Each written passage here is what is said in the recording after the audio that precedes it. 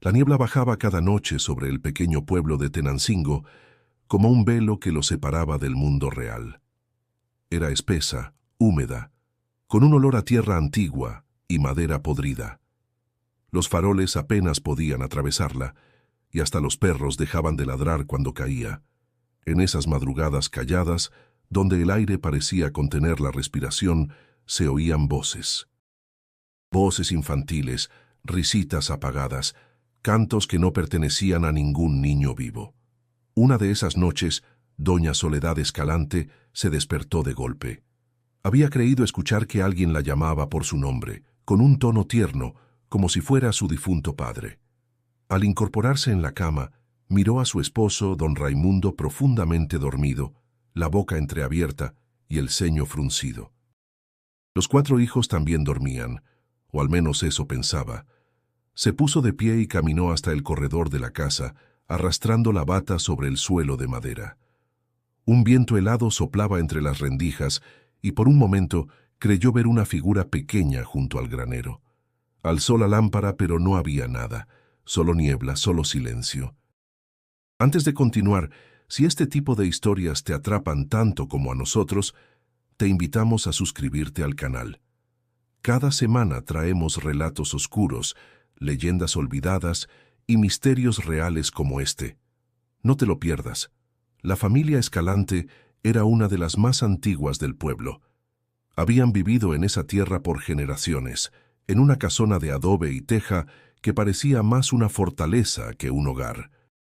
Don Raimundo era el jefe de la familia, un hombre rudo, de manos grandes y voz que no admitía réplica. Soledad, en cambio, era piadosa, silenciosa y devota de la Virgen de los Remedios. Tenían 4 hijos. Teófilo, el mayor, serio y responsable, con apenas 14 años. Clara, curiosa y valiente, de 12. Tomás, el más pequeño, con apenas 5, que todavía dormía con un muñeco de trapo. Y la pequeña Ana María, que no hablaba desde su nacimiento. Esa mañana, después de la noche extraña, Soledad intentó comentar lo que había escuchado. Raimundo se burló diciendo que solo eran sueños. «Ya no sabes distinguir entre la misa y el mundo real, mujer», dijo, sirviéndose su café negro. Pero Teo la miró fijamente. «Yo también escuché algo, mamá», murmuró. Raimundo golpeó la mesa con la palma abierta.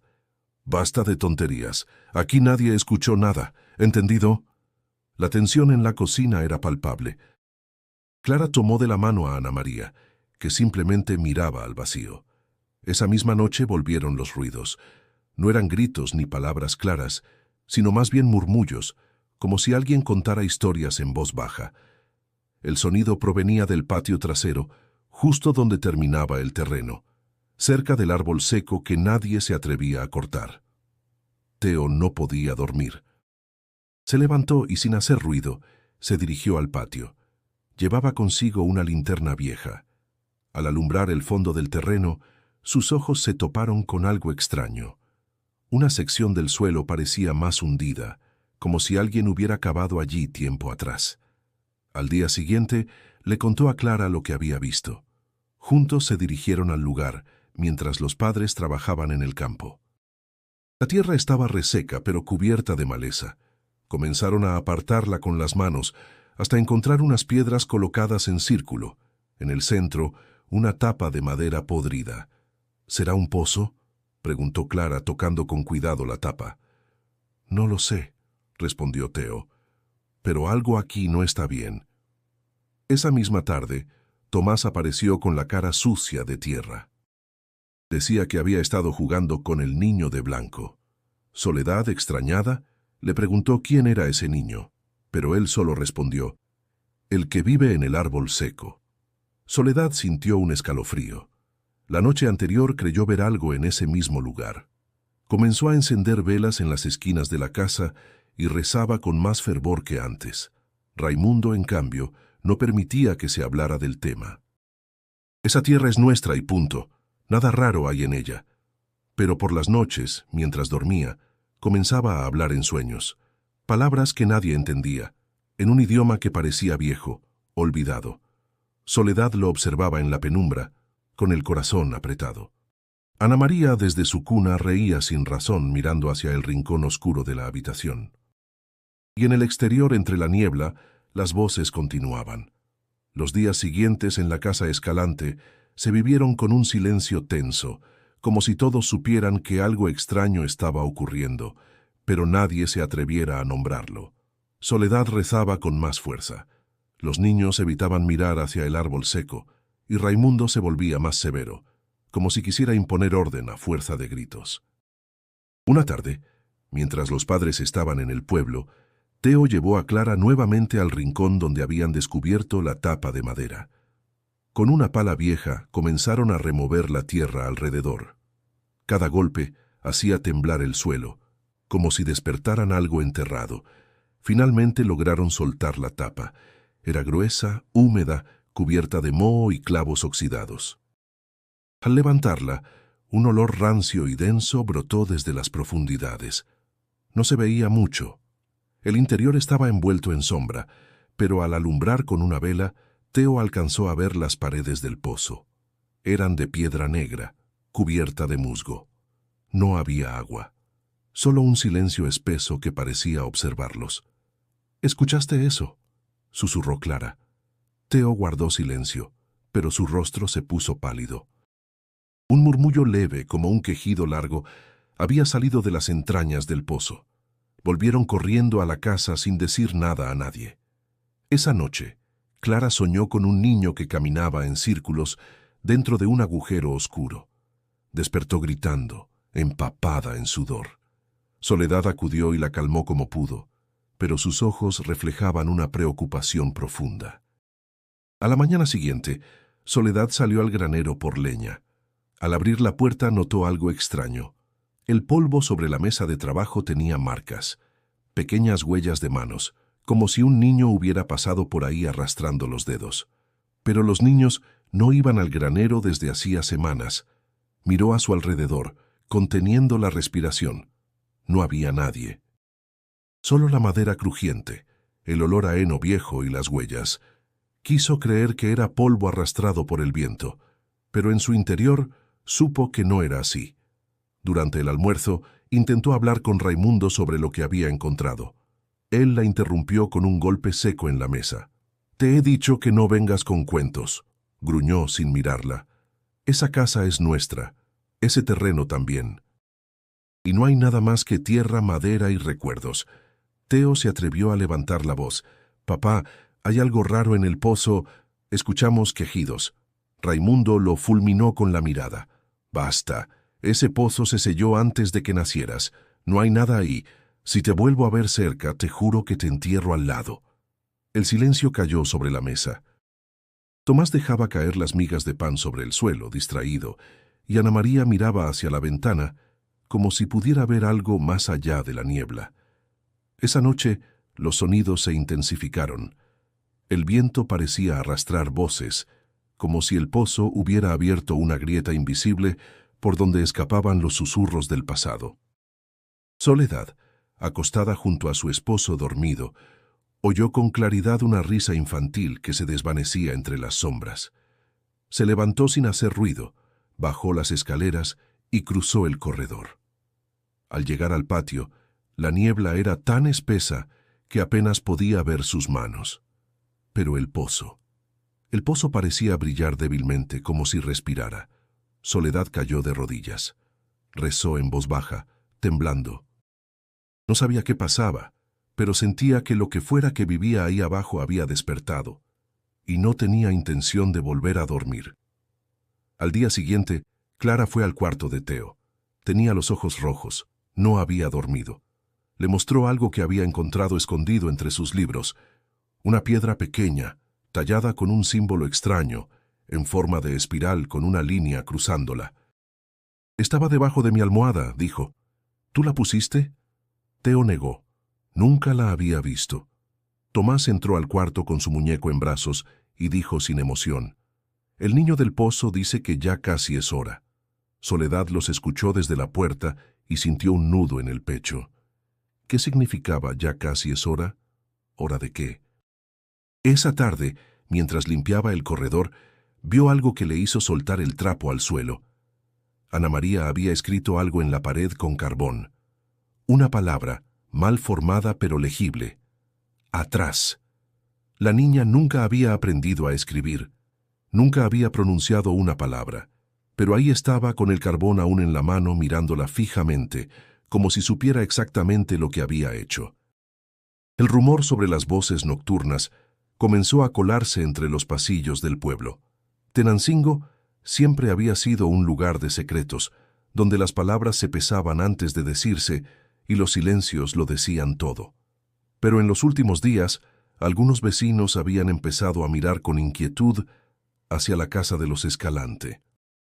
Fue doña Alfonsa, la comadrona del pueblo, quien le susurró a Soledad una tarde, mientras recogía maíz en el mercado.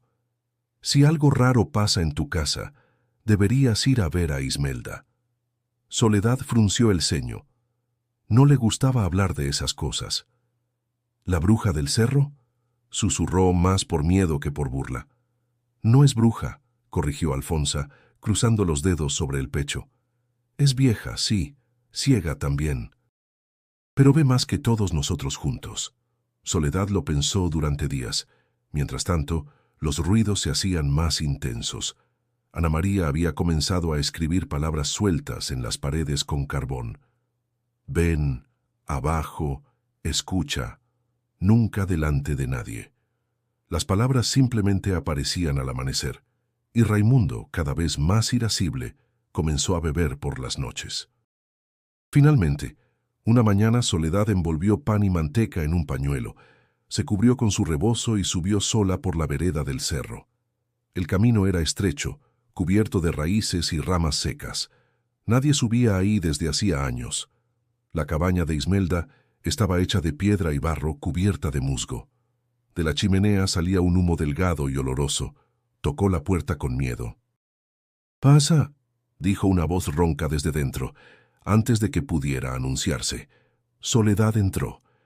La anciana estaba sentada junto al fuego, con los ojos completamente blancos, como leche cuajada.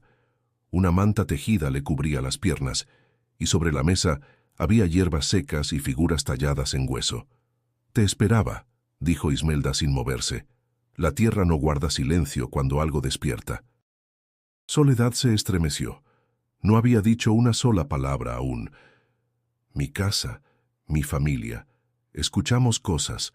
Mi hija ha empezado a escribir cosas que no comprende. Y hay un pozo viejo. Ismelda asintió lentamente. Ese pozo no debería estar abierto. Hay memorias allí que no deben respirar el aire. Soledad no supo qué responder. «¿Qué está pasando?», preguntó finalmente, con la voz quebrada. «Tu casa», dijo la anciana, «está parada sobre pena y sangre. Lo que ustedes creen que es suyo fue entregado mucho antes de que nacieran». Soledad frunció el ceño. «¿Entregado a quién?». «A los que vinieron del polvo», susurró Ismelda. «Antes de los padres, antes de los padres de los padres, espíritus antiguos que dormían en la profundidad de la tierra, y ahora despiertan porque alguien rompió el sello». Ismelda se puso de pie con lentitud. Se acercó a una repisa y tomó un frasco pequeño. Lo extendió hacia Soledad. «Quema esto en tu hogar. No espantará lo que ya entró, pero puede contenerlo. Por ahora». Soledad tomó el frasco con manos temblorosas. No sabía si creer o no, pero no tenía otra opción. Antes de irse, Ismelda la detuvo con una última frase. «Cuida al primogénito. Los antiguos siempre llaman primero al heredero». De regreso a casa, Soledad sintió que algo en ella se había quebrado. No por miedo, sino por la certeza de que su fe ya no era suficiente. Al llegar, encontró a Teo sentado en las escaleras, con la mirada fija en el piso. Tenía en la mano una hoja de papel. Se la extendió sin decir nada. Era un dibujo, un círculo hecho con lápiz carbón, con símbolos que Soledad no reconocía. Dentro del círculo, 4 figuras pequeñas y una más grande al centro, rodeada de llamas. «Lo dibujé dormido», dijo Teo. «No recuerdo haberlo hecho». Soledad lo abrazó fuerte, más fuerte de lo que nunca antes lo había hecho. Esa noche, quemó el contenido del frasco en la cocina. El humo era espeso, verde, con un olor amargo, y por primera vez en semanas las voces callaron. Pero solo por esa noche. El día amaneció con un cielo pálido, como si el sol se negara a mostrarse por completo. La casa Escalante permanecía en un silencio extraño. Ni los gallos cantaron esa mañana, ni los perros ladraron al pasar. Soledad preparaba el desayuno, mientras sus ojos buscaban con ansiedad cualquier nuevo indicio de lo oculto. Pero esa mañana nada se movía fuera de su lugar. Teo no bajó a comer. Permanecía en el desván desde la noche anterior, absorto en algo que nadie más conocía. Cuando Clara subió a buscarlo, lo encontró sentado sobre una vieja alfombra, con polvo en las rodillas y las manos sucias de hollín. Frente a él había un cuaderno de cuero cuarteado, cubierto de polvo y telarañas. «¿Dónde lo encontraste?», preguntó Clara, acercándose con cautela. «Estaba escondido dentro de una viga hueca», dijo Teo, sin apartar la vista del cuaderno. «Lo noté cuando buscaba una caja de clavos. El cuaderno estaba escrito a mano, con tinta ya deslavada. En la primera página una firma apenas legible: Padre Amado Ortega, año del Señor de 1899. Clara frunció el ceño. ¿El padre del pueblo? ¿El de la foto vieja de la capilla? Teo asintió. Pasó las páginas con delicadeza. La caligrafía era temblorosa, pero clara. Relataba eventos que sucedieron hacía casi 50 años. Narraba que al llegar a Tenancingo, el padre Amado había descubierto prácticas impías y oscuras entre algunos pobladores antiguos, descendientes de los primeros colonos. Había descripciones de rituales secretos, de ofrendas en cuevas bajo tierra y de niños desaparecidos cuyas desapariciones nunca fueron investigadas. El padre creía que una secta oculta mantenía pactos con entidades subterráneas para obtener poder, protección y cosechas abundantes. Lo más perturbador era un pasaje marcado con un pedazo de tela amarilla. Un pozo, antiguo como el pecado, fue sellado con fuego y sal tras el último sacrificio. Allí quedaron atrapadas las voces de los niños entregados y los susurros de los que nunca cruzaron al descanso. El terreno fue maldito, más por compasión que por castigo. Clara sintió un escalofrío. ¿Será el mismo pozo? No puede ser otro, respondió Teo. Todo encaja, siguieron leyendo. El padre había intentado denunciar lo que descubrió, pero nadie le creyó. Lo tacharon de loco. Terminó sus días en soledad, encerrado en la sacristía, escribiendo advertencias que nadie quiso leer. Al llegar a la última página, una frase estaba escrita en tinta roja.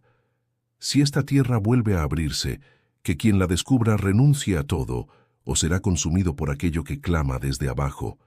Ese mismo día Teo bajó a mostrárselo a Soledad. Ella leyó en silencio, con los ojos abiertos como platos. Al terminar se santiguó 3 veces y abrazó a su hijo con una fuerza casi desesperada. «Esto no puede quedarse aquí», dijo. «Tenemos que llevarlo a la iglesia». Raimundo, que entró justo en ese momento, les arrebató el cuaderno de las manos. Lo hojeó con desprecio. «¿Y ahora qué es esto? ¿Historias de viejos locos?» «No quiero más miedos en esta casa». Intentó lanzarlo al fuego, pero Soledad se interpuso. «No, por favor, no sabes lo que estás haciendo». «Tú eres la que no sabe», gritó él. «Esta tierra es nuestra, la trabajamos con nuestras manos. No vamos a temerle a un montón de cuentos».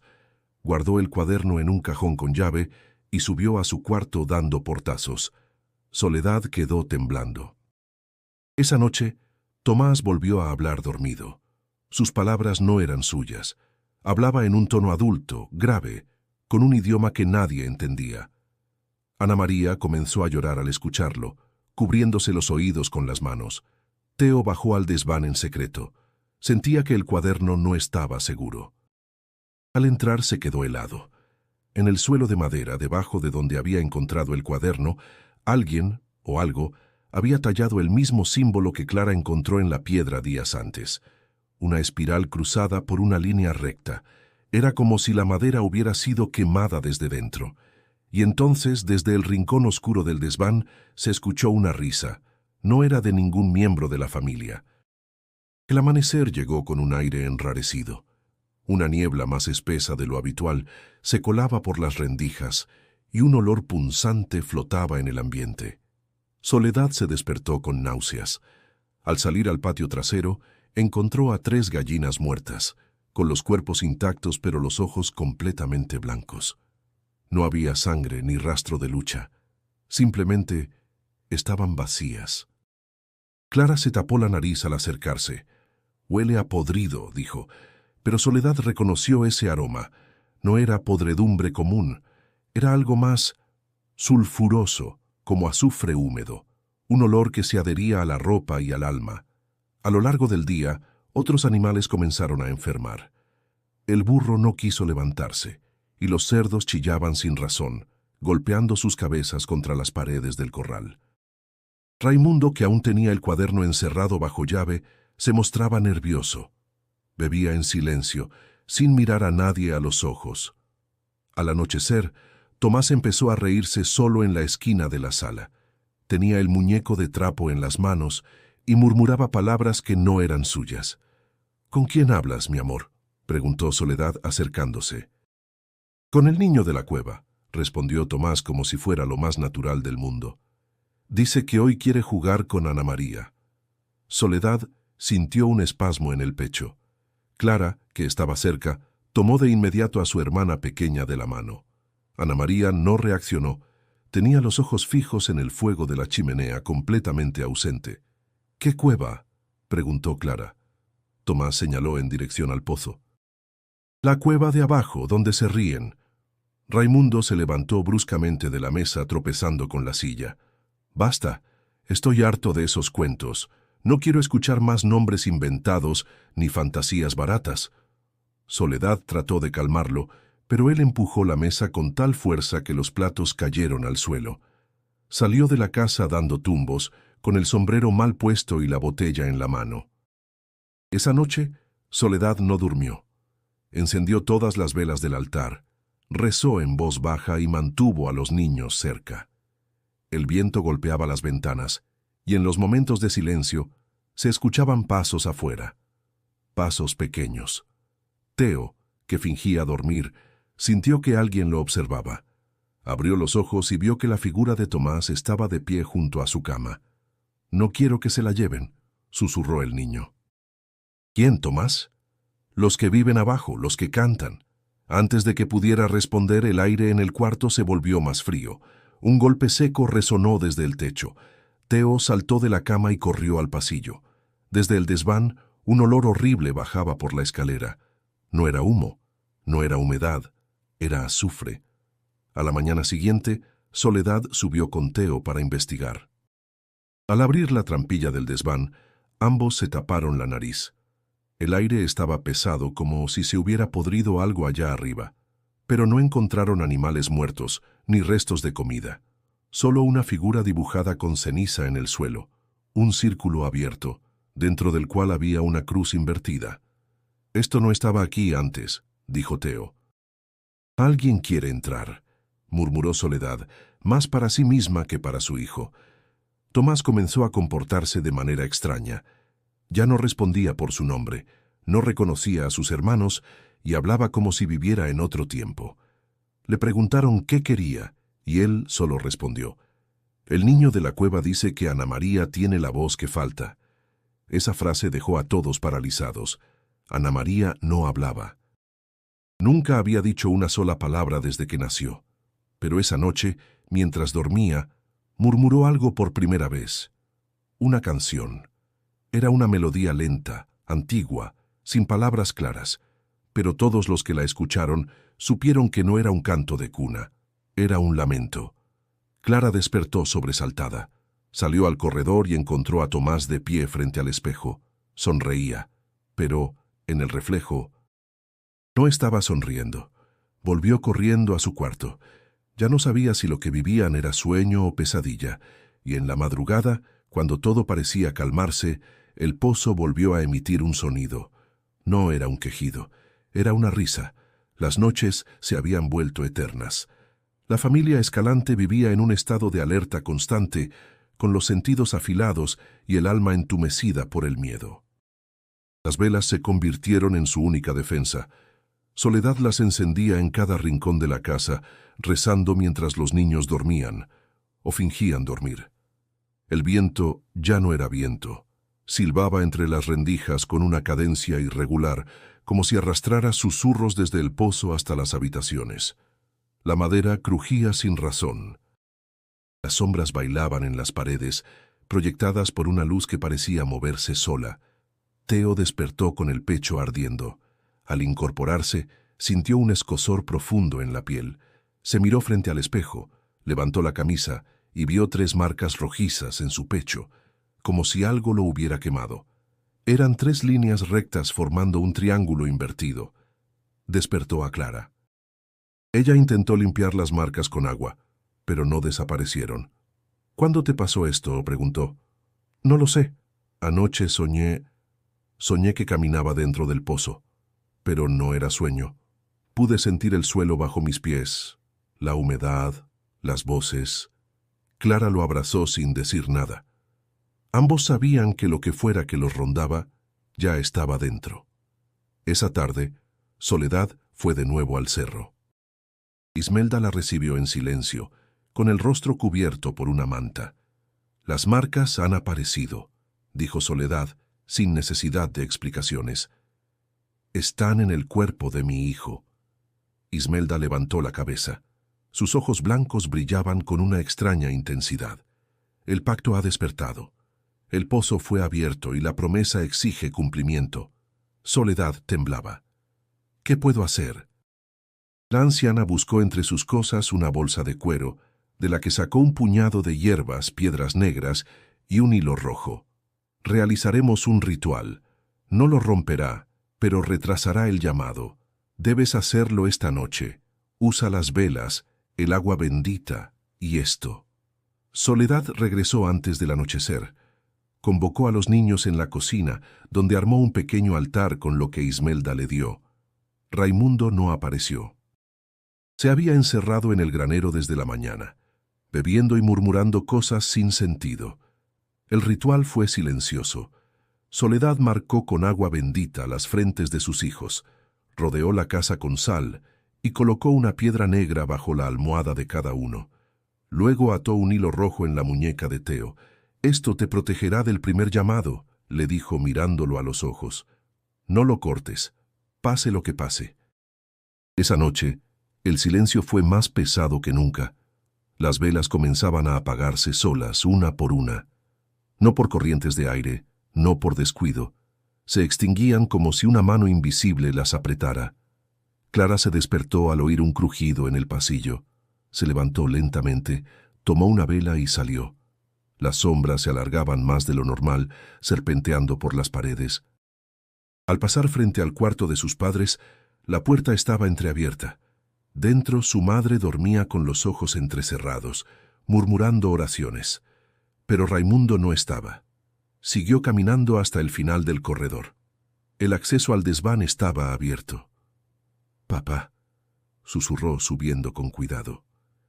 El olor era insoportable, un hedor a carne húmeda y humo. En el centro del desván había velas derretidas formando un círculo. Dentro, Raimundo estaba arrodillado, con la camisa abierta y los ojos perdidos. Clara se tapó la boca para no gritar. En el suelo, las cenizas formaban un símbolo nuevo, un ojo con una lágrima negra. Raimundo hablaba en voz baja como si rezara, pero no eran oraciones. «No me lleven a mí, fue mi padre. Yo solo firmé por ignorancia». Clara retrocedió. Al hacerlo pisó una tabla suelta. El sonido hizo que Raimundo girara la cabeza bruscamente. «¡No entres!», gritó con una voz que no era la suya. «¡No la lleven a ella!». Corrió hacia ella como una bestia. Clara bajó las escaleras a toda prisa. Al llegar al cuarto de Soledad, cerró la puerta y atrancó con una silla. «Papá está haciendo cosas raras», dijo entre sollozos. Soledad se levantó de golpe, tomó el rosario y abrazó a Clara. «Ya no es él», murmuró, «ya no es nadie».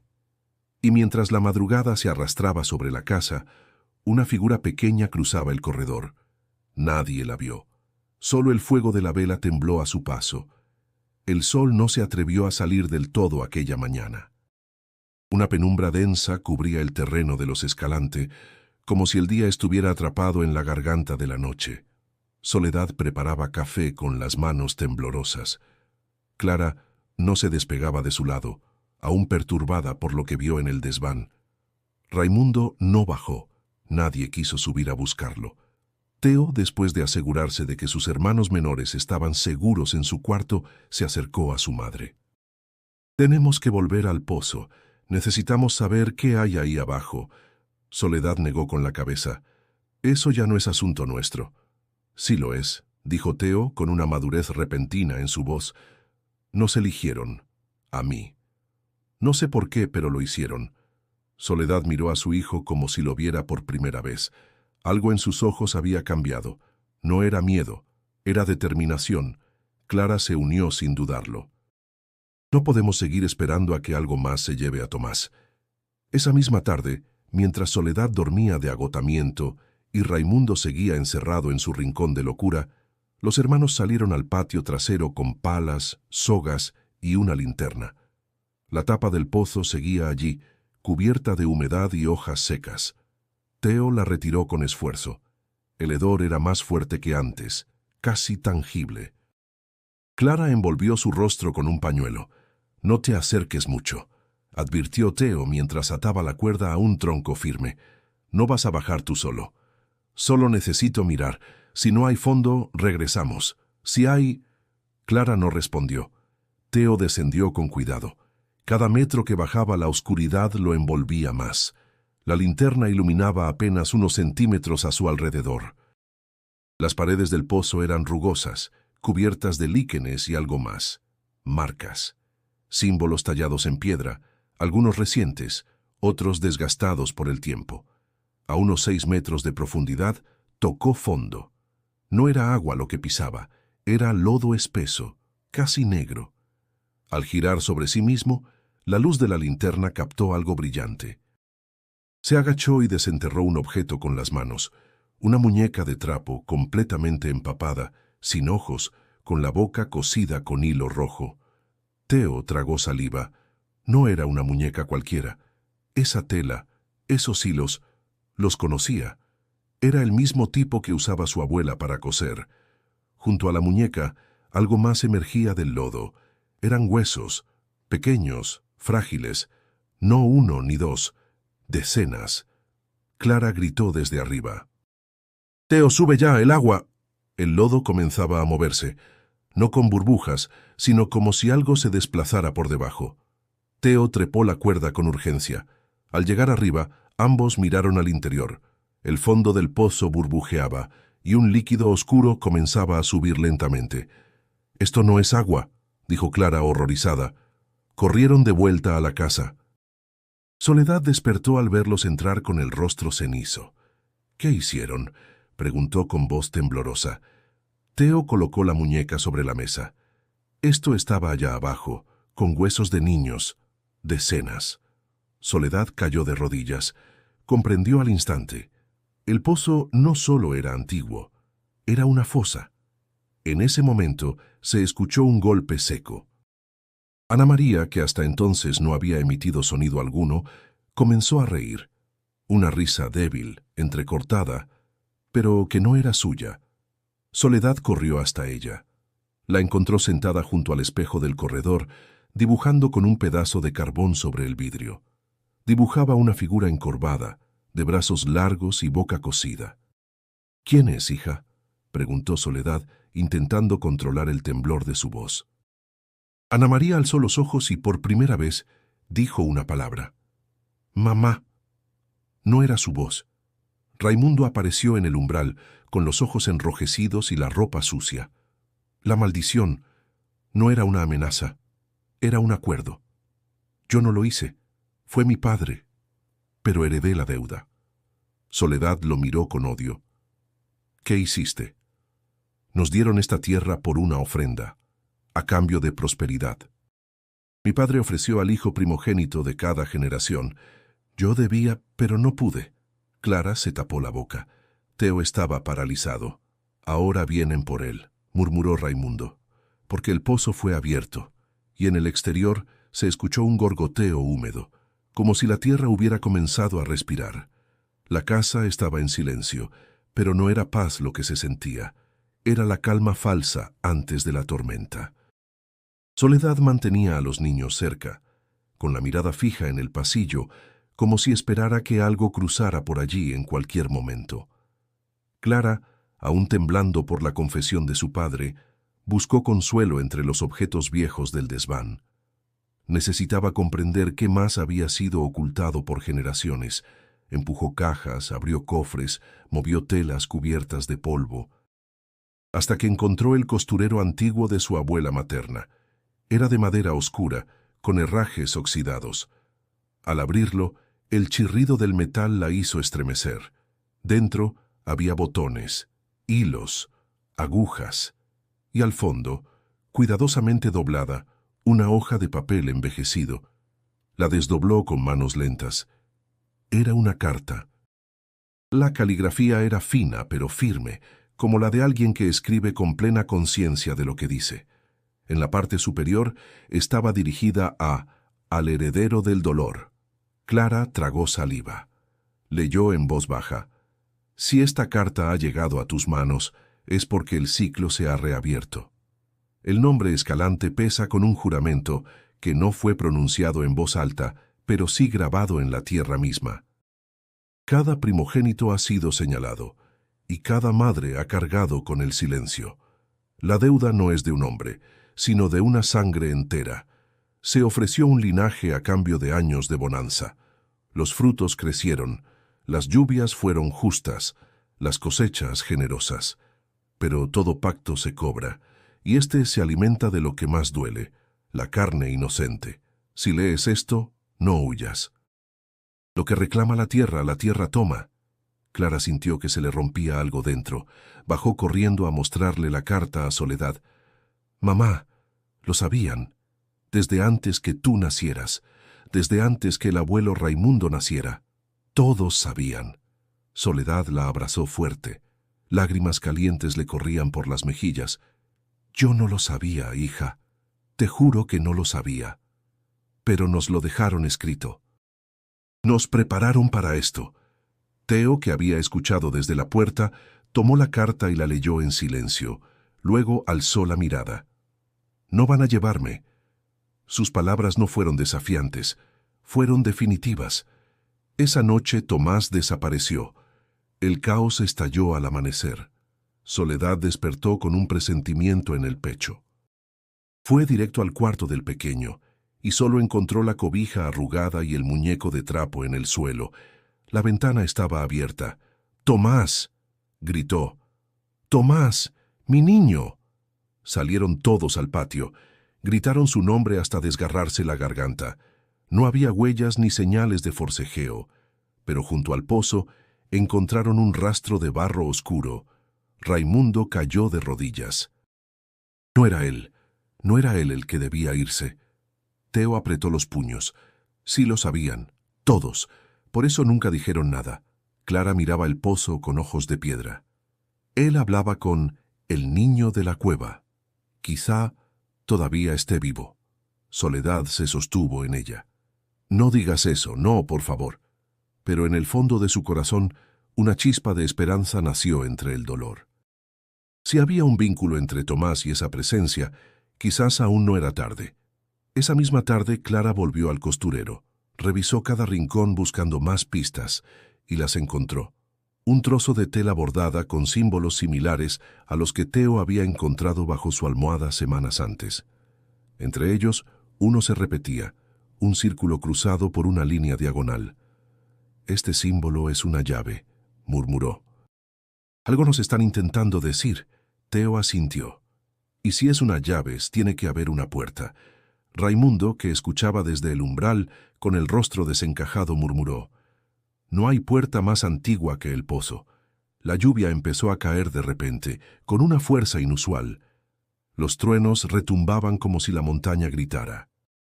Y en medio del viento, Todos juraron escuchar una voz infantil llamando desde la oscuridad. «Mamita, mamita». Soledad cayó al suelo, con las manos en el rostro. «¿Es Tomás? Está vivo». Clara corrió hacia el pozo, bajo la lluvia. Teo la siguió sin pensar. Ya no era miedo lo que los impulsaba, sino la furia, la desesperación y la promesa de no dejar a otro hermano atrás. La tierra los estaba probando, y ellos no pensaban rendirse. La lluvia no cesaba, era como si el cielo entero se hubiese desfondado sobre Tenancingo. El barro corría por el patio de los Escalante, cubriendo todo con un velo espeso y oscuro. El pozo, ahora completamente descubierto, parecía latir con cada trueno como si fuera un órgano vivo. Clara y Teo, empapados hasta los huesos, no se apartaban de su borde. Miraban hacia el abismo como si esperaran que algo o alguien regresara por voluntad propia. Pero el pozo no devolvía nada, solo un eco hueco y profundo. «Tomás», susurró Clara con la voz quebrada. Soledad apareció corriendo desde la casa, envuelta en un rebozo, los pies desnudos y los ojos desorbitados. «No pueden quedarse ahí, van a atraerlo más. Es nuestro hermano», gritó Teo. «No lo vamos a dejar allá abajo». La lluvia golpeaba los rostros, los cuerpos, los pensamientos. Soledad tomó a sus hijos y los arrastró de vuelta al interior, cerrando la puerta con tranca y crucifijo. En la cocina, Raimundo se mecía en una silla, murmurando nombres de los que nadie había oído hablar. Adelina, Clemente, el niño sin rostro. Clara se acercó lentamente. «Papá, dime qué hiciste». Raimundo la miró con los ojos vidriosos. «No fui yo, fue mi padre. Fue él quien cavó el pozo más profundo, él quien escuchó las voces primero. Cuando las cosechas fallaban, los animales morían y el hambre nos cortaba la garganta. Entonces alguien vino, le ofreció salvación, y él aceptó. Soledad lo escuchaba desde el fondo de la habitación. ¿A quién le ofreció esa salvación? Raimundo tragó saliva, como si cada palabra fuera veneno. A ellos, a los que nunca se fueron, a los que vivían bajo la tierra antes que nosotros llegáramos.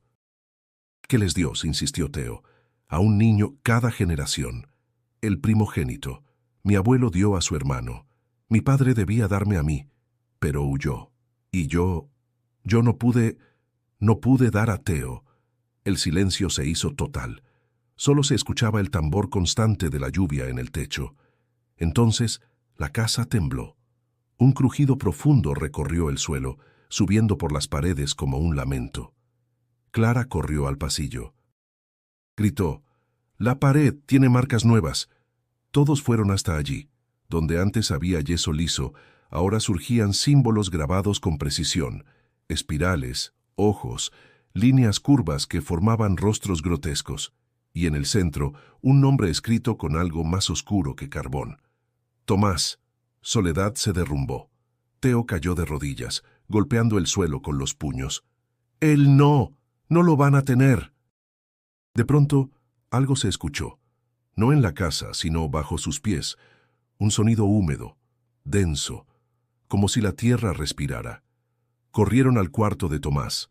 Las sábanas estaban limpias, sin una sola gota de barro. Pero al mirar por la ventana, vieron que el árbol seco del patio trasero ahora tenía algo atado entre sus raíces, la pequeña camisa de Tomás, mojada, desgarrada, cubierta de símbolos iguales a los del pasillo. Soledad corrió bajo la lluvia, descalza, sin oír los gritos detrás de ella. Al llegar, cayó de rodillas frente a la camisa, la tomó entre sus manos y comenzó a rezar desesperadamente. «Devuélveme a mi hijo. Lo parí con dolor, con amor. No te lo lleves». La tierra tembló de nuevo. Esta vez, más fuerte. La casa crujió. Vidrios se rompieron. El pozo emitió un sonido seco, como si una puerta se hubiera cerrado. Y entonces, desde la base del árbol, surgieron nuevas marcas. Clara las vio formarse con sus propios ojos, como si una mano invisible escribiera sobre la corteza mojada. «¿Qué dice?», gritó Teo saliendo a su lado. Clara leyó en voz baja, los labios helados. El primero ya fue tomado. El segundo está marcado. Volvieron a la casa corriendo. Soledad abrazaba la camisa de Tomás como si fuera su cuerpo. «¿Qué quieren ahora?», sollozó. «¿Qué más pueden quitarme?». Raimundo se levantó con dificultad. «Van a seguir, hasta que la deuda se pague por completo». Clara se volvió hacia Teo. Ambos sabían lo que eso significaba, pero también sabían que no se rendirían, y bajo sus pies la tierra volvió a respirar. El amanecer llegó con un color extraño, entre gris y cobre, como si el cielo sangrara luz. Las campanas de la iglesia comenzaron a sonar solas, algo que no sucedía desde el terremoto de 1932. El pueblo entero despertó inquieto. Algunos vecinos empezaron a hablar de sombras que cruzaban los techos, de niños que lloraban en sueños sin poder despertarse, de animales huyendo de sus corrales como si un fuego invisible los persiguiera. En la casa de los Escalante, el ambiente era irrespirable. El aire estaba espeso, cargado con un zumbido apenas audible pero constante, como el murmullo de 1000 voces bajo tierra. Soledad no soltaba la camisa de Tomás, y Clara no apartaba la vista del árbol seco. Raimundo, pálido como un cadáver, murmuraba sin cesar oraciones incompletas, pedazos de letanías mezcladas con nombres antiguos. Teo se preparaba. No dijo a nadie qué pensaba hacer, pero había atado una cuerda a su cintura, revisado la linterna y guardado la piedra negra que Ismelda les había dado. Clara lo encontró en el patio. «¿A dónde vas?». «Al único lugar donde puede estar». «No, no vas solo». Teo la miró. Había algo nuevo en sus ojos, una luz extraña. No era valentía, era resignación. «Tal vez sea necesario que uno de nosotros baje, no para salvar a Tomás, sino para hablar con ellos». Clara negó con la cabeza. «Tú no eres moneda de cambio». Teo sonrió con tristeza. «Tal vez sí. Tal vez siempre lo fui». La discusión no continuó. La tierra vibró bajo sus pies. No un temblor, un pulso, como si algo profundo hubiera abierto los ojos. Soledad salió corriendo de la casa. «¡Ana María! ¡No está en su cama!». El pánico se apoderó de todos. Buscaron por cada rincón de la casa, gritaron su nombre, revisaron el patio. Nada. Hasta que Clara, por impulso, miró hacia el espejo del corredor. Allí estaba, reflejada, Ana María, de pie frente al pozo. Pero no estaba en el mundo real. Solo se la veía en el cristal.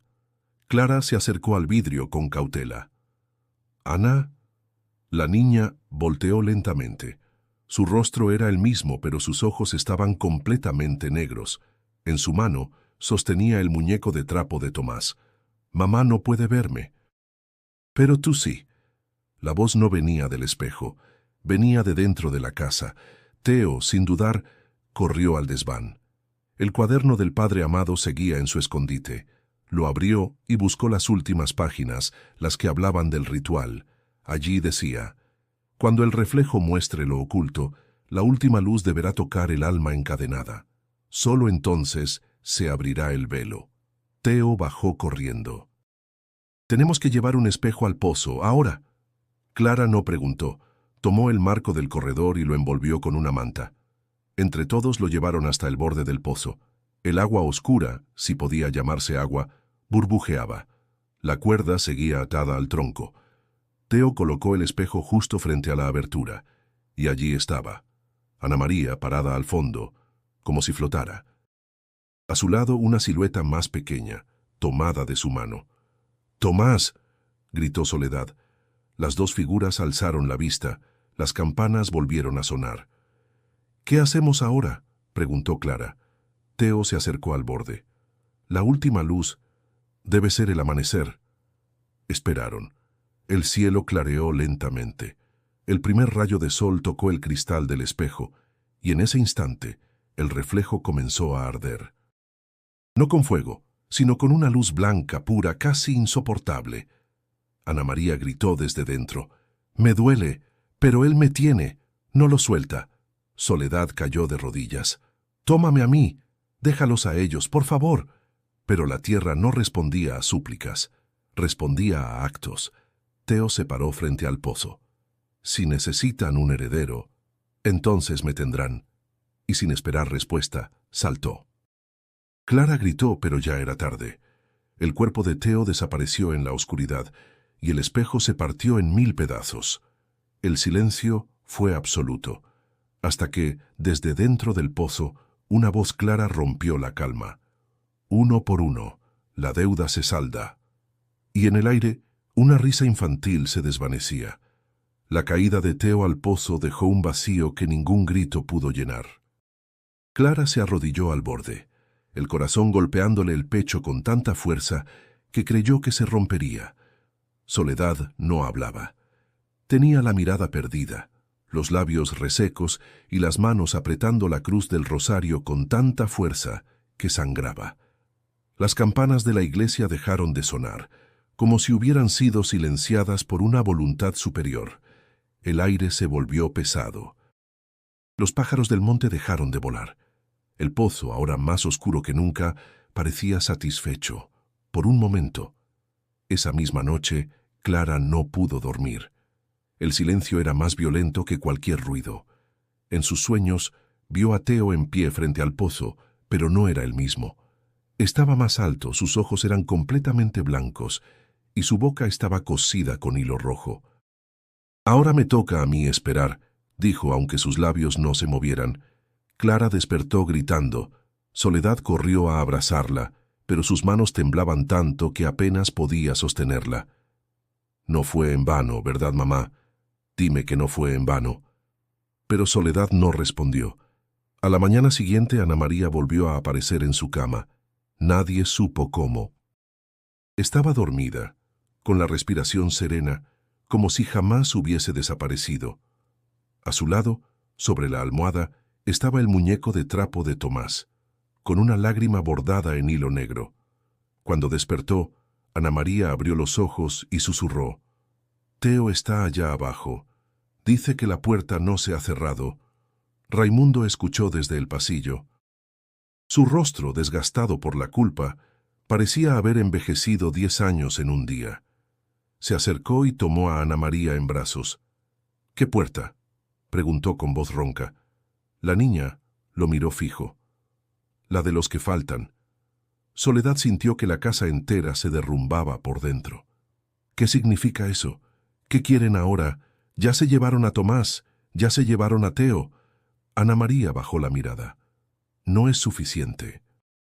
Ellos quieren la sangre completa». Raimundo se tambaleó. «Entonces, esta familia no fue elegida para vivir, sino para alimentar». Esa tarde, Clara comenzó a cambiar. No hablaba, no comía, no lloraba. Se sentaba en el suelo del cuarto de Teo, mirando la pared donde él colgaba sus dibujos. Uno de ellos había cambiado, era el del pozo. Ahora tenía 4 figuras alrededor y una de ellas estaba tachada. Clara tomó una vela y la encendió frente al dibujo.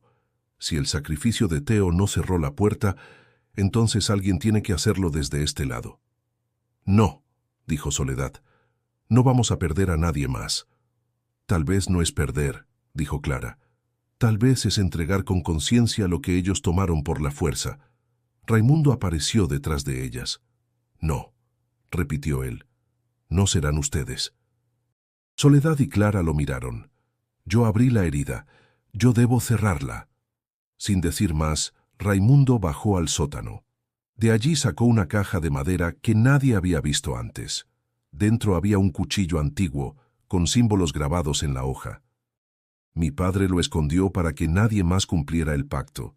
Yo lo encontré cuando era joven, pero nunca tuve el valor. Ahora lo tengo».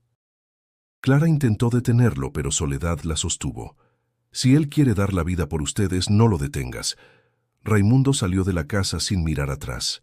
La lluvia comenzaba a caer de nuevo. Clara lo siguió en silencio. «Papá, ¿estás seguro?». Él se detuvo frente al pozo. «Si me llevan a mí, tal vez liberen a tus hermanos». «¿Y si no?», preguntó ella con lágrimas en los ojos. «Entonces, estaré con ellos». «Y no estarán solos», Le entregó el cuchillo. Si algo pasa, que si la tierra vuelve a respirar, tú sabrás qué hacer. Clara asintió. Raimundo cerró los ojos, alzó los brazos y pronunció palabras que no eran suyas, en un idioma que ya no pertenece a los hombres. Y entonces el pozo volvió a abrir la boca. El cielo rugió con una furia que no venía del clima. Las nubes se arremolinaban sobre el terreno de los Escalante, como si una fuerza invisible las guiara. La tierra vibraba de forma irregular, con sacudidas breves pero profundas. El pozo, abierto una vez más, exhalaba un vapor oscuro, más espeso que el humo, más pesado que el aire. Raimundo, de pie ante el abismo, sostenía el cuchillo con firmeza. No era miedo lo que lo dominaba, sino una extraña paz. Sabía que no podía cambiar el pasado, pero aún tenía poder sobre el final.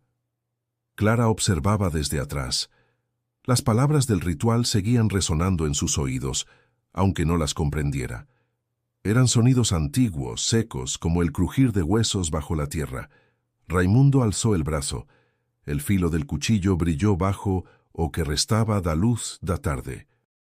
Lo llevó a su pecho, justo sobre el corazón. Por mis hijos, por los que se fueron, por los que quedan. Y entonces lo hundió. El grito de soledad, que corría desde la casa, fue ahogado por un estallido sordo. El pozo absorbió la sangre, como si la tierra la hubiera estado esperando. El cuerpo de Raimundo se derrumbó sin peso, y fue tragado lentamente por la boca de piedra, sin salpicadura, sin eco. Clara cayó de rodillas. La tierra dejó de temblar. El aire se volvió denso, inmóvil. Por un instante pensaron que todo había terminado. Pero el silencio fue demasiado largo. Ana María, que había salido sin ser notada, alzó el rostro al cielo. Él no fue suficiente. Soledad la abrazó con desesperación. «¿Qué dices, mi amor? ¿Qué estás diciendo?» Él ya estaba marcado, pero no era el elegido. Clara se levantó. Entonces, ¿quién falta? El pozo volvió a rugir, esta vez como un grito de victoria, y algo emergió. Primero fueron las voces, risas infantiles, llantos, canciones que ninguna lengua viva recuerda. Luego, la silueta de un cuerpo. Era Teo. Estaba de pie sobre el borde interno del pozo, vivo, respirando, pero no solo.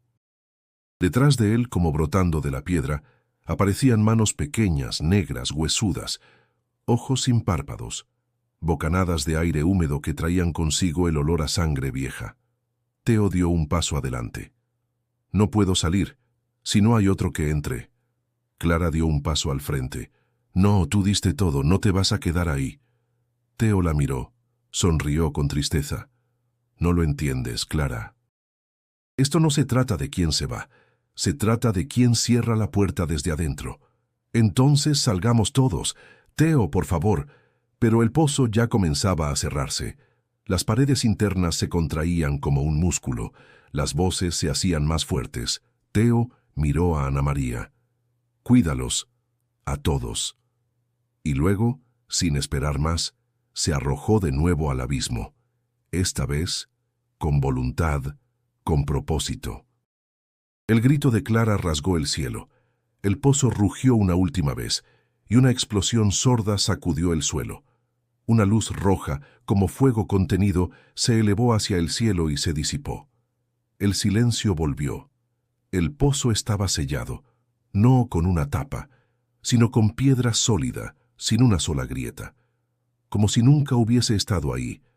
Soledad cayó de rodillas. Sus lágrimas se mezclaban con la tierra.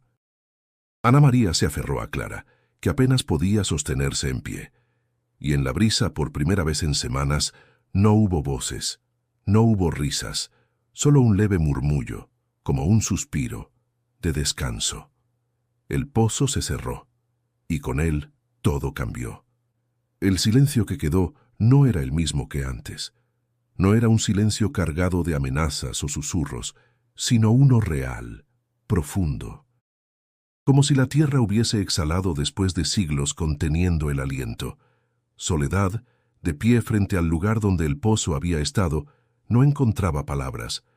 Sus manos estaban llenas de tierra seca, el rebozo pegado a la piel húmeda por lágrimas que ya no brotaban con fuerza sino con resignación.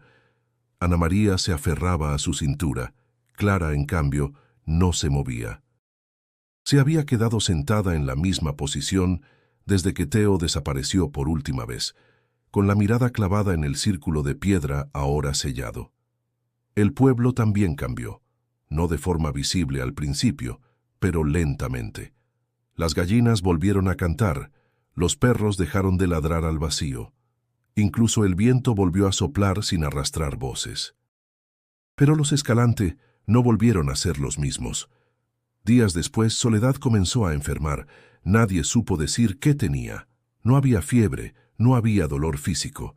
Simplemente fue perdiendo peso, dejando de hablar, dejando de moverse, como si algo dentro de ella también se hubiese cerrado. Clara cuidaba de la casa, de Ana María, de la huerta. No salía al pueblo. No quería preguntas ni palabras de compasión. Tenía los ojos duros, la espalda erguida y las manos siempre ocupadas. Una tarde, mientras barría el corredor, encontró un pequeño objeto bajo el mueble donde solía dejar el cuaderno del padre amado. Era un botón de camisa, bordado con un hilo rojo que lo cruzaba como una X. Lo reconoció al instante. Era de Tomás. Se arrodilló, lo tomó entre sus dedos y lo apretó con fuerza. No lloró, no gritó, solo murmuró un nombre. Teo. Esa noche soñó con él. Lo vio parado en el campo, de espaldas. Cuando lo llamó, él no volteó, solo levantó la mano y apuntó hacia la casa. Clara despertó con un sobresalto. Bajó al sótano, un lugar que no pisaba desde la muerte de su padre. Allí encontró una caja olvidada. Dentro, papeles, documentos antiguos y una carta. No estaba firmada, pero la letra era de su madre. Si estás leyendo esto, es porque quedaste. Si quedaste, es porque ellos te eligieron. Y si te eligieron, es porque sobreviviste a algo que debía destruirte. Clara apretó la carta contra el pecho. Comprendía finalmente que a veces el dolor no se hereda con la sangre, sino con la permanencia. Días después, Soledad dejó de levantarse. Su cuerpo se apagaba como una vela sin cera. En sus últimos momentos solo dijo una palabra: Teo, y murió con los ojos cerrados, sin miedo, como si finalmente lo hubiera visto en paz. Clara y Ana María cavaron una tumba junto al árbol seco. La enterraron allí, en silencio, sin sacerdotes, sin vecinos, sin rezos, solo con el viento como testigo. A los pocos días, Ana María comenzó a hablar con más frecuencia. Ya no era una niña callada. A veces tarareaba canciones suaves. A veces decía frases que Clara no comprendía del todo, pero no sentía que vinieran de otro lugar. Sentía que eran suyas. Una noche, Clara la escuchó reír desde el cuarto. Al entrar, Ana María estaba mirando por la ventana. ¿Con quién hablas?, preguntó Clara. Con el niño que vive en la piedra, dijo Ana María señalando hacia el terreno. ¿Te dice algo? Ana María asintió. Dice que ya no quiere jugar. Dice que por fin está dormido. Clara salió a mirar. El pozo seguía sellado, inerte. Nada lo delataba. Pero el aire tenía otra densidad. Sabía que nada en la casa volvería a ser como antes. Pero también sabía que, por primera vez en generaciones, algo había terminado. Y aunque el dolor no se había ido, la amenaza ya no respiraba sobre ellos. En el pueblo, los viejos seguían murmurando sobre la familia Escalante. Algunos decían que estaban malditos. Otros que habían sellado una guerra que no les pertenecía. Pero nadie se atrevía a acercarse a la casa, y así estaba bien. Porque a veces el silencio es la única herencia que queda. Clara no volvió a hablar del pozo, ni del sacrificio de Teo, ni del rostro hundido de su madre, ni del cuchillo de su padre. Lo que había pasado era parte de una memoria que solo ella cargaba, como una cicatriz que nadie más podía ver. Pasaron semanas, luego meses. Ana María crecía en silencio, pero con una luz nueva. A veces se sentaba en el patio junto al árbol seco y dibujaba sobre la tierra figuras en espiral. Cuando Clara le preguntaba qué eran, ella respondía: recuerdos que no se olvidan. La casa seguía en pie, aunque más vacía. Clara había cerrado el desván, tapiado la puerta del sótano y escondido los restos del cuaderno del padre amado en un cofre bajo llave. No por miedo, sino por respeto. Los vecinos ya no se acercaban. Algunos cruzaban la calle al pasar frente al portón. Otros hacían la señal de la cruz al verla. Pero ninguém ousaba hacer preguntas. E iso bastaba. Cierta noche, mientras limpiaba un rincón olvidado del cuarto de costura, Clara halló una caja de madera con grabados que no recordaba haber visto. Era vieja, muy vieja. Dentro encontró papeles amarillentos, nombres, mapas dibujados a mano y algo más, un registro. Era una lista de terrenos, con marcas y anotaciones en tinta negra, cada uno con un símbolo al costado: espiral, cruz invertida, círculo dividido. Algunos estaban tachados, otros no. Tenancingo no era el único lugar. Había otras tierras, otras casas, otros pozos, y con ellos otras familias. Clara sintió que algo dentro de ella se estremecía. Aquello que habían vivido no era una excepción, era parte de algo mayor, más antiguo, más profundo. Guardó la caja sin decir nada a Ana María. Esa noche, la niña se despertó sobresaltada. «Lo soñé otra vez», dijo con la voz entrecortada. «¿Qué soñaste, mi vida?» «Una niña como yo, pero con la boca cosida. Estaba en un cuarto como este, pero en otro lugar, y había un pozo, mamá, igual al nuestro». Clara la abrazó fuerte. Fue solo un mal sueño, pero sabía que no lo era. A la mañana siguiente, volvió a leer los papeles. Una de las direcciones estaba en un pueblo cercano, San Agustín del Monte. En el margen, una anotación casi borrada decía: sellado en 1921, reabierto en 1935. Ningún testigo sobrevivió. Clara cerró los ojos. No por miedo, sino porque entendía, finalmente, que el pozo había sido un capítulo, no el libro entero. Y entonces tomó una decisión. Sacó del armario una libreta nueva, de tapas duras, sin ninguna marca. Se sentó junto a la ventana con la pluma en mano y comenzó a escribir. «Mi nombre es Clara Escalante. Y esta es la historia de lo que vivió mi familia». Durante días escribió sin descanso, cada detalle, cada visión, cada muerte. No omitió nada, porque entendía que el silencio protege, pero también condena, y lo que nunca se cuenta, siempre encuentra otra forma de hablar. Guardó el cuaderno en una caja metálica envuelta en tela y lo enterró en el terreno, junto a donde estuvo el pozo. No quería que la historia desapareciera, solo que no cayera en las manos equivocadas. Ana María la observaba desde la ventana. Cuando Clara regresó, la niña la abrazó y le dijo: «Gracias por no dejar que me llevaran». Clara sonrió con tristeza.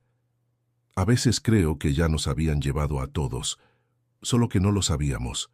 Esa misma tarde, el cielo cambió. Nubes bajas, gruesas, se acomodaron sobre Tenancingo. El aire se volvió espeso, y por primera vez en meses, Clara sintió una punzada en el pecho. Salió al patio. Caminó hasta el árbol. Sobre la tierra, Ana María había dibujado un nuevo símbolo, uno que Clara nunca había visto antes. «¿Qué es esto?», preguntó. «No lo sé», respondió la niña. «Lo soñé esta noche. Él me lo mostró». «¿Quién?». Ana María levantó la vista. El niño del otro lado. Clara se arrodilló. Tocó la tierra. Estaba fría, demasiado fría para una tarde de verano, y comprendió que lo que pensaba haber terminado apenas estaba empezando en otro lugar. Los días siguieron, y con ellos la rutina volvió, pero no como antes. Clara sabía que algunas heridas no se cierran con el tiempo, apenas aprenden a no sangrar frente a los demás. Ana María reía más, hablaba con los pájaros, con el viento, con figuras que solo ella parecía ver. A veces, Clara fingía no notar. Una mañana, al abrir la ventana, Clara vio una figura acercarse desde el sendero do cerro. Caminaba despacio, envuelta en una manta gris apoyada en un bastón de madera retorcida. Era doña Ismelda. Nadie la había visto desde hacía meses. Algunos decían que había muerto, otros que se había ido con los espíritus, pero ahí estaba. «Sabía que seguirías aquí», dijo con voz áspera pero firme. Clara la invitó a entrar. Preparó café, y por primera vez en mucho tiempo, habló con alguien que no quería respuestas sino entendimiento. «¿Está todo realmente terminado?», preguntó Clara. Ismelda bebió un sorbo y sonrió sin alegría. «Los pozos se cierran, pero el hambre no desaparece. Cambia de lugar, de forma. A veces se disfraza de tradición, de castigo, de historia familiar». «¿Y mi familia?», preguntó. «¿Qué somos ahora?». «Lo que siempre fueron, los que custodian la herida. No porque la causaron, sino porque la encontraron abierta y no huyeron». Clara bajó la mirada. Sus manos jugaban con el borde de la taza. «Vi más nombres, más tierras. Esto no termina aquí». «No», asintió Ismelda. «Pero eso no significa que debas cargar con todos. Solo asegúrate de que, al menos una vez, la historia se cuente completa». Se despidieron sin palabras. La anciana caminó de regreso por donde vino, dejando atrás la sensación de haber dicho lo necesario. Esa misma noche, Clara fue al baúl del sótano, donde guardara o caderno que había escrito. Lo desenterró, lo desempolvó, y decidió no esconderlo otra vez. Al día siguiente, viajó al pueblo. Entró a la biblioteca antigua y dejó el cuaderno en manos del bibliotecario, un hombre canoso de ojos pacientes. «Esto es para quien quiera saber», dijo, «pero no para quien quiera curiosear». El hombre asintió. «Entendido». Clara volvió a casa. Sentía que había cerrado algo, aunque no supiera qué. Esa noche Ana María se acurrucó a su lado y le dijo, «¿Crees que un día Teo va a volver?». Clara acarició su cabello. «Creo que ya volvió, pero no de la forma que imaginamos». Y la niña durmió en paz. Semanas después, una pareja joven llegó a Tenancingo. Venían de lejos, buscando terrenos tranquilos para empezar una vida nueva. El agente inmobiliario local les ofreció una propiedad antigua, con mucha tierra fértil, e una casa modesta, ya semi-abandonada. «¿Quién vivía aquí?», preguntó la mujer mirando las paredes manchadas por el tiempo. «Una familia», dijo el agente, «los Escalante. Se fueron hace años. Nadie sabe muy bien por qué». Clara los observó desde la colina, con el corazón apretado. No iba a intervenir. Não era mais seu lugar. Mas também não era coincidência que estivesse ali. E ao se virar para voltar para casa, ouviu uma última voz na brisa. «Gracias, Clara». Era Teo. Era Tomás. Era Soledad. Era Raimundo. Era ela mesma, partida e reconstruída. E por um instante, tudo ficou em silêncio. Se esta história te estremeció tanto como a nós outros ao narrá-la, não olvides suscribir-te ao canal para mais relatos reales, oscuros y profundamente humanos. Haz clic ahora mismo en el video sugerido en pantalla, donde descubrirás otra historia igual de impactante y quizá más cercana de lo que imaginas. Nos vemos ahí.